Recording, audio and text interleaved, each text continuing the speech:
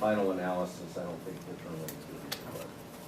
What's the rationale that the city is providing for Well, requiring we've it? had so many meetings over the last 3 weeks, and we've tried to negotiate.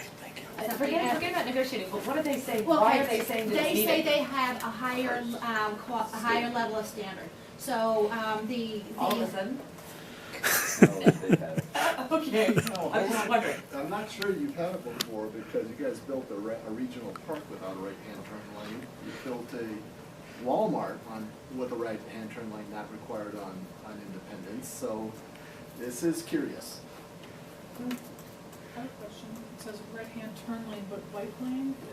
Is It's it a bike- shared, there's a bike lane that we have on Independence. Is that part of it? Was it No, part of it's the always bike- been part of it. We have the bike lane on Independence, right.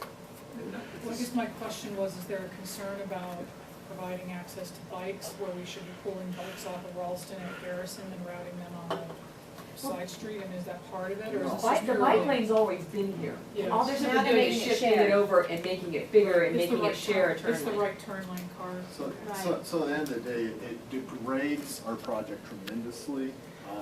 We end up with a 10-foot sidewalk with no trees, no safety from the moving cars. It increases, we have a crosswalk here, and we fully intend to share what's happening over here, right? That's the intent, get people to walk, right? Imagine that. That we're now extending that walk another 15%. You know, now the bike lane, which was free and clear of cars, now has to share it right here at the right-hand turn lane. I don't think it's safe. It's a less safe deal. I agree, I like narrower streets. And we expressed that, and we got nowhere. There's kind of a summary in your packet of the issues that is in the week behind. Do we need to do anything as a board? Do we need to say for a certain number of reasons, we want narrower streets, pedestrian plaza? Well, we have this whole packet, and I can pass this around. This is what city staff received yesterday. It's kind of the developer's perspective of where we went, and they kind of went through, as you come through here, they highlighted all of our plans that said, okay, so if you come through here, here's our urban renewal plans, and highlighted the pedestrian elements, and really made a really strong case for this. So what we would propose from you today is, we don't want to do this. First of all, the city is our partner, and we like to partner with the city. We don't want to be adversarial. So to go against the city staff report doesn't feel good. You know, we're disappointed that we haven't got a solution to this. So, but I think we're gonna have to go to the planning commission with a staff recommendation for this. So if you guys are comfortable, in your packet is a draft of a letter from you guys, from the ORA board to the planning commission. And what that says is, did we pass that out? It's in there, isn't it? Yeah, right here. Basically what it is it's basically a gentle letter saying that we understand that there are some differences in what we perceive as a timing and what we perceive as a necessity. But what we're asking is because of, because of the importance of this, because we're trying to create a pedestrian-oriented place, and that the traffic study said we didn't need it. You know, if the traffic study said it's a level C, then okay, you know, we need to figure this out. But it isn't A. And remember we just said that we met with the broker yesterday, and this was after the meeting. So we came back here, and I was trying to be Switzerland here. I don't want to become in the bias. So I sat down and said, what does this do to this building? Is it really that bad if we do that? And he said, well, restaurants like to go on the anchors. They like to be on the sides. And if you have a restaurant and you have the, it's all about the experience on the patio. Is it a big, wide patio? Is there streetscape and trees in front of it? And are you buffered from the traffic? If you have that experience, then there are certain tenants that are going to be looking for that experience. And these are usually a little higher level of tenants. So you could get a little higher level because of that amenity. He says you can lease this. Absolutely, you will be able to lease this, but it won't be to that quality of tenant, because what you're going to have is maybe a very shallow patio that isn't buffered, and it's only gonna be like a two-seater. So there is an impact to this. So if you take a look at that letter, if you guys feel comfortable, what we could do is we could have the chairman on behalf of the Aura board ask the planning commission to consider going against that one recommendation. Two things. One, I think this might be a typographical error in your letter. Third paragraph, city staff report will request the developer dedicate constructive turn lane on the northbound section of Independence, is it not? Well, actually, it's called Ralston Road as it makes that. We All, call it- all of the maps that call it Independence, that's why I asked. That's a very big deal. And they carry through Because the argument goes that Ralston Road doesn't stop at Independence. Ralston Road goes north, becomes Ralston Road until it comes out to 64th Avenue. So when the analysis is done, Ralston Road doesn't mean 58th Avenue from Ward Road to Wadsworth. Ralston Road means Ralston Road from Wadsworth to Independence North, which is still Ralston Road, connecting to 64th Avenue and then becoming Ralston Road still. The reality is, I've driven that road for Yeah. decades, Right. and the reality is, most people who are gonna actually go northbound to go north on, to become onto 64th, will typically go to Kipling rather than go Independence, just Right. because of the traffic lights. So the second part of my question was, I like Tim's argument about the fact that having a turn lane there makes the bike lane less safe. We're trying to promote an urban infill development that speaks to pedestrian-oriented development and something less than cars. And by doing this, we're putting at risk both our pedestrians and our bicyclists by requiring a turn lane that could conflict with both of those. And I think that that could be an important argument that says, you know, the whole basis of why we're doing this is this reason, and the studies support it. Why are you asking for something else? I think the turn lane harkens back to 45-mile-an-hour parkway, suburban plaza, Home Depot kind of thing, but this is not, so. Nor do we want it to be. Exactly, we put pedestrians on this, and residential on this property, therefore I absolutely agree, I don't believe it is necessary, I don't think it helps the project. So the first thing, is everybody comfortable with a letter like this?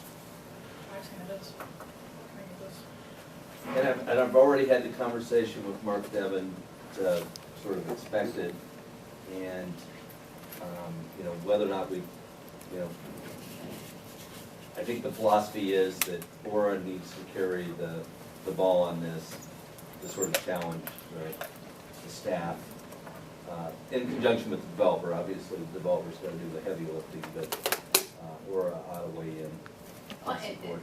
And I think if we ought to weigh in, maybe we shouldn't be so soft about it. No, I- we should, no. Yeah, because it really doesn't do us good. It's very hard for us to go against staff, because we really want to be a team. And if we get too sharp. Adversarial. I'm not saying that to be adversarial. I think that we just need to be clear and firm in our vision and why we went down this road with these people. We've spent a lot of time, they've spent a lot of time, they've spent a lot of money. We've spent, you know, untold hours working on this vision with this purpose.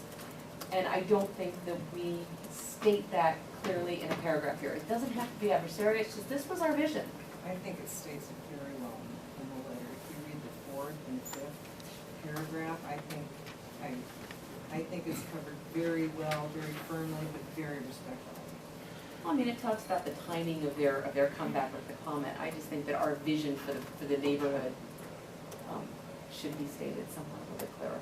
So I would say that, you know, we can make some edits to this and give them to Maureen, who could then maybe run them by Mike Pope to make sure we put it professionally together for him. He is the man. Thank you, Mr. Chairman. I do know when I'm out fleet on that, like, I'm sure that you can outreach with me on this, go ahead. Not it. I love drafting by committee. Isn't it awesome? May I request the Word version of this, and I'll do a track changes, active voice edit, please? As I said, And I will send it back, and then you can look at it, and Mike can have his final. I like active voice, I think it would speak to that being very clear about here's I will what, be happy to send and it to you. respectful. I do these kinds of letters all the time. Okay, I will send it to you, and if you get back to me, quickly, because the planning commission meets on Tuesday. If So you if send we could to get me it, tonight, I will look at it. absolutely, I won't spend, I mean, I know what I want to. yeah. So if you get to me, early-ish tomorrow, If I can make a comment, sometimes the meaning of the message, I would tell you that in the time I've worked with the Urban Renewal Authority, we've never done this. Okay, so this is a action without precedent. And with that, in that regard, all by itself, just by itself, that there's a letter going from one commission to another commission, asking one commission appointed by the city council to reject the finding of the city staff is never been done before. So with respect to the wordsmithing, you know, I don't know that the message is necessarily the message specifically contained in the letter. The message is going to be that there is a letter coming and the request is made. That's the message. again, if anybody wants to make some little changes, maybe vague, but if you could send them to Marty and quickly, and then if you could, put that in the professional terms that we feel is going to be best, I would appreciate that. If everybody's comfortable moving with the letter going out to so then the other thing I think that maybe needs to be mentioned is that Mo would then go to the planning meeting and represent this as well. I want to make sure everybody's comfortable with that side of it as well. So that, she's going to go and say, by the way, we're not in full agreement here. And, so that also hasn't really been done before either. I have one last question of our group. Yes. In this letter, there's a fair amount of language dedicated to saying that this is a last-minute request. My opinion wouldn't be any different if this request came In the beginning. in the beginning. I guess my heartburn comes more from the perspective that if indeed that happened, that's not how we want to run the city. And so, So are both points, right, but I think there should be 2 points made clearly. Definitely the necessity of the turn lane, because it's not needed. I think that should be the first and foremost Right. point, is that it's not a Right. design element that is helpful to the style of project. And by the way, it wasn't mentioned previously. It's not consistent with our original plans. So I would like to wordsmith that in there. So is everybody comfortable with taking that course of action? So maybe we could kind of close this out. That's good. If you want to cut anybody really short, just sort of short.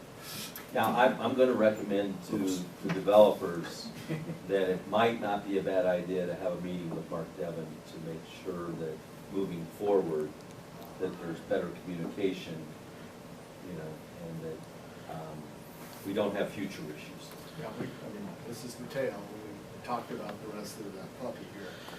We've got a long ways to go still to Right. figure the vision out. Right, and I want us to remain on good terms. We share that because So- we have a lot of heavy lifting to do Right, still. so I would urge you to perhaps schedule a meeting with Mark to, sort of clear the air on this issue, and as we move forward, make sure that we're all working in the same direction.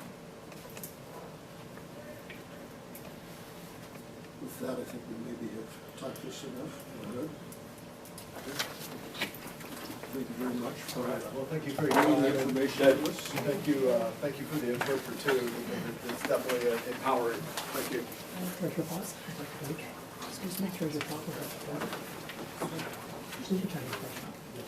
That was it.